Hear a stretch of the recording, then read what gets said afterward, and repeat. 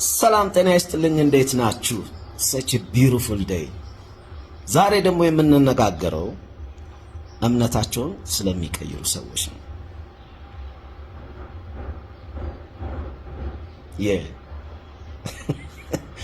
በተለይ ደግሞ ሙዚቀኛ ሆነው ወይ ድምጻውያን ሆነው ከኦርቶዶክስ ቤተ እምነት ወደ ፕሮቴስታንት ቤተ እምነት የሚቀይሩ ማለት ነው። እኔ እንግዲህ በፋሚሊ ሁለቱም አሉ፣ ፕሮቴስታንትም አሉ፣ ኦርቶዶክስም አሉ። so I don't have any problem። የኔ ዛሬ ውግንነት ከሙዚቃ ጋር ከሙዚቃ አንፃር ሙዚቀኛ ከመሆን አንፃር እነዚህ ሰዎች እነዚህ ድምጻውያን እምነታቸውን ሲቀይሩ ብዙ ጊዜ የሚሰጡት መግለጫ ነው የሚገርመኝ። ጥልቅ ውስጥ ነበርን ነው የሚሉት። የትኛው ጥልቅ ነው? እኮ ሶ ለምሳሌ ፕራይም ታይማቸው ላይ ደግሞ አይደለም የሚቀይሩት እምነታቸው። ፕራይም ታይም ማለት ለምሳሌ ዘፈን አድርገ ዘፈኑ ታውቆ አልበም ሊሆን ይችላል፣ ሲንግል፣ ከዛ ቱር ትወጣለህ።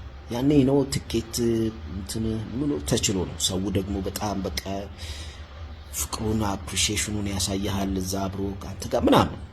ያ በቃ የሚያጓጓው ታይም ከፍ ይላል ዝቅ ይላል፣ ከዛ ደግሞ ከፍ ይላል። እንደዛ ነው አካሄዱ። እዛ ታይም ላይ አይቀይሩም። ያቺ ክሬሟ ታይም ዝቅ ጅቡ ሲል ነው እና ብዙ መውጣት የማይችሉት ከመሰላቸው ይቀይራሉ እና ጥልቁ ነው ይላሉ። አሁን በዚህ ጊዜ በጣም አስቸጋሪ የሆነው ምን እንደሆነ ታውቃላችሁ? ፈጣሪን ከማሳመን ይልቅ የሰው ልጅ ማሳመን ነው ከባድ የሆነው። ለምንድነው? ቀይረህ ስትመጣ ሙሉ ለሙሉ ንጹህ መሆንን ምናምን ቼክ ማድረግ አለብኝ ይላል መሰለኝ እዛ የሚቀበለው ሰውዬ። ተደፈጥጧል። በፊቱ ያ ጥልቅ ነው እንደዚህ ነው ምናምን። እንግዲህ አንዳንድ ይሄ የሆነ ጊዜ ላይ የሚወራው ይሄ ሳይንቲስቶች ጋር የሚሄዱ ሳይንቲስቶች ምላችሁ ይሄ ጠንቋዮች፣ እኛ ሰፈር ውስጥ ሳይንቲስት ነው የምንላቸው እና ይሄ ሽንት አመድ ምናምን ደበላልቆ ምናምን ይገጫል። እነዛ ሳይንቲስቶች ጋር ሄደው የሚካድሙ ካሉ ኦኬ ያ ሜቢ እንግዲህ ጥልቅ አሰራር ሊሆን ይችላል። አይደል? ግን እዛ አመድ ውስጥ ያለ ሰውዬ ህይወትን ተንቢዮ ይቀይራል ብሎ ማሰብ ራሱ በጣም የሚያስገርም ነው። ኤኒዌይስ እንደዛም ከሆነ ኦኬ። ዘፋኝነት በራሱ ኃጢአት ነው። የሱን ያሁን ኦርቶዶክስነት ተከታይ ነኝ። ኦርቶዶክስነት የሚለው ዘፋኝነት ኃጢአት ነው የሚለው ምክንያቱም መጽሐፍ ቅዱስ ላይ በ16ኝነት ተጠቅሷል።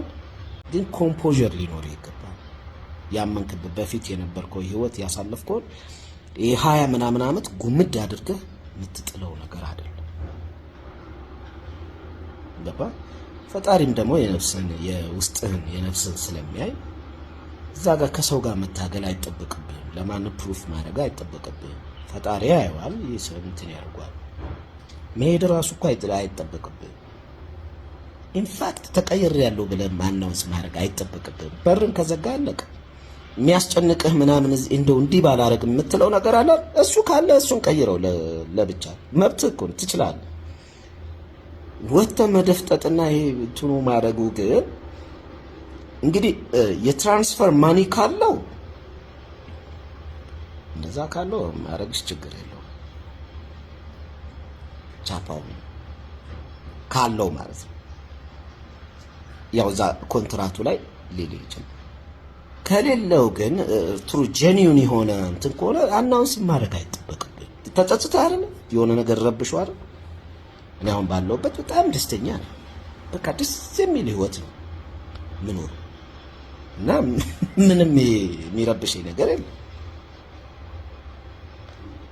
አንተ ረብሽኛል ካልክ ግን ፊክስ ማድረግ ትችላለህ። ብዙ ተማር ምን ይላሉ ሌሎቹም ተከትለው እንትን እንዲያረጉ ነው። አዎ አከታተልማ አየን እኮ ሁሉም ይወጣላ ጥልቁ ነው ሲበርድበት ነው። ግን ፕራይም ታይሙ ሲጠፋ ወይ የታገለው ነገር አልሳካ ሲለው እዛ ደግሞ ሄዶ ኦኬ እዚህ ዘፋኝ የነበረው እዛ ምንድነው የሚሆነው? ብዙ ጊዜ ዘማሪ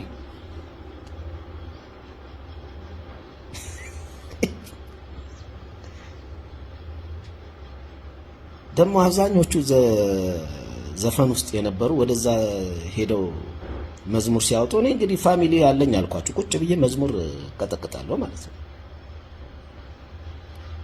የአብዛኞቹ ዘፋኞች ሄደው እዛ ሲዘምሩ አያምርም፣ ደስ አይልም። ለምን መሰለህ? መዝሙር አሁን እኔ ዘምር ብትለኝ አላደርገው። መዝሙር ዘማሪዎቹ ራሳቸው ጸጋ፣ ያ የመዝሙር የመዘመር ጸጋቸው ያስታውቃል።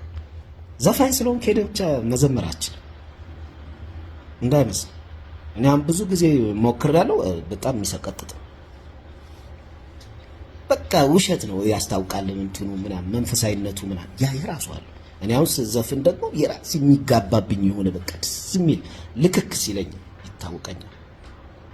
መዘባረቅ አያስፈልግም ለማስመሰል እዛ ጋር ምናምን ለሰው ምናምን ምን ይሰራል? ማንም ሰው የ3 ወር ደሞዝን አይከፍልም።